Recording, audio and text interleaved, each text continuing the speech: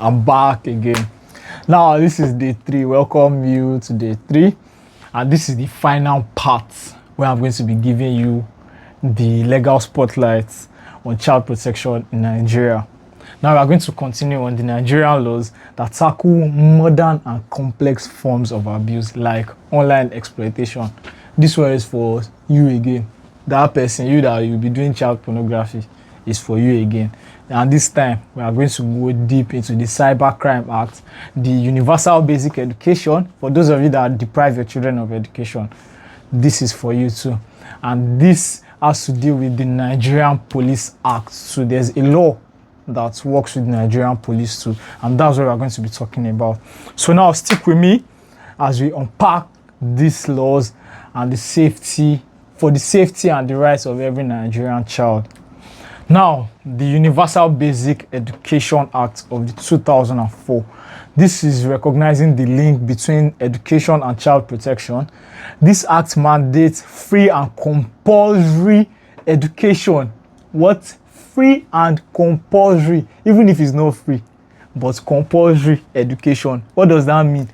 You must send your child to school. Now, I'm going to give you reasons why you must send your child to school. Number one reason why you must send your child to school: it reduces child labor. We don't have so many children on the streets. That's number one. Number two, it reduces early child marriage. Once your child is in school, there is little or no chance for early child marriage. And finally, it reduces exploitation. Now, these are valuable reasons why you must send your child to school, your children to school.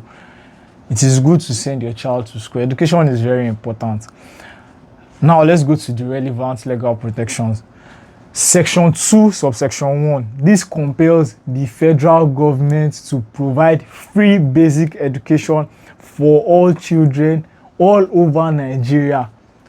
I know Nigeria, you can hold the government responsible. Don't let me tell you things that you're supposed to do, but hold the government responsible. They are supposed to provide free basic education for all children. Now to the next one, and that is section 2, subsection 2. It is a duty of every parent to ensure that their children attend school. If you cannot hold the government responsible, or before you even hold the government responsible, ask yourself as a parent, what have you done to send your child to school? Before you go out with the government that are free education, have you worked to send your child to school? You must send your child to school. If you don't want your child to be involved in abuse, in theft, or to end up in jail, education is not just about reading. It keeps children occupied from doing bad things or illegal things. Because imagine going to school from morning till evening. What time do they have to do a lot of bad things? Now, that is another reason for you to send your child to school. And now, let's go to the Cybercrime Act of 2015.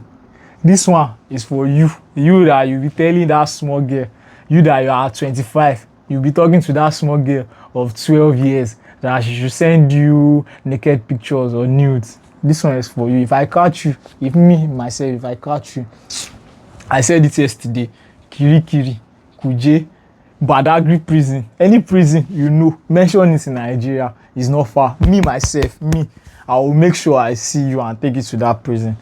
Yes, and this Cybercrime Act, it has to do with the digital age that comes with new risks for children, such as cyberbullying, grooming, and exposure to harmful content. I told you earlier, child pornography, you tell them to send nude, you still bully them, you still go back to blackmail them.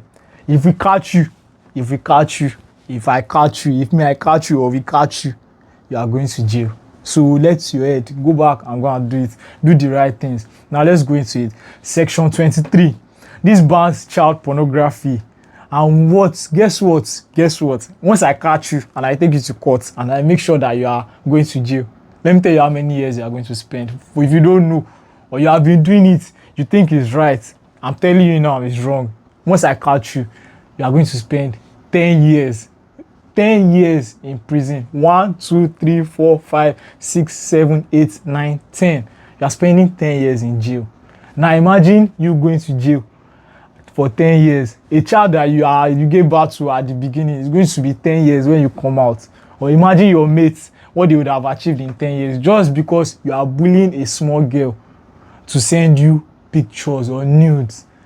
This is what you are going to get.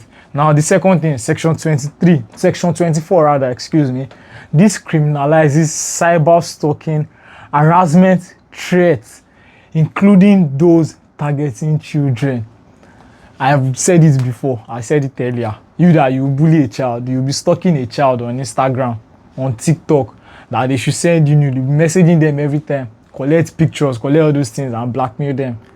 You too, all of you, you are going to jail once we catch you.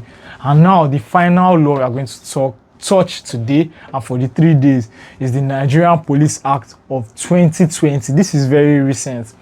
And now this is one of the reasons why we are touching it, because it's a recent law. A lot of people don't know about it, and that is why we are going to talk about it. Now, this law is a reform-minded act that ensures a more professional, child-sensitive police force that can respond better to cases of child abuse. Now, this law is for those of you. This one helps those of you that have been reporting cases and the police will tell you to do this, do that. They will not respond on time. There's a law that has reformed this. Once you report to the police, you have the right to let them know that they must respond immediately, and there are things that they must do. That is what this law is trying to tell the police and tell you. Now, the section 66 of section 1. The police must protect a child or children during investigation.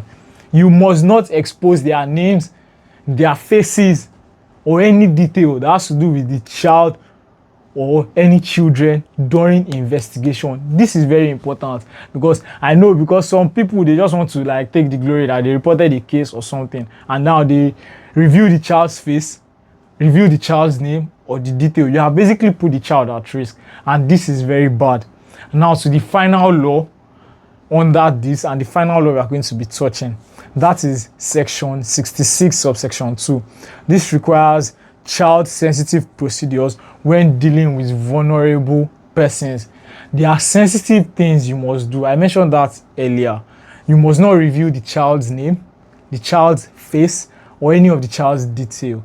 This is very important. And I think that's all we are going to be touching for today.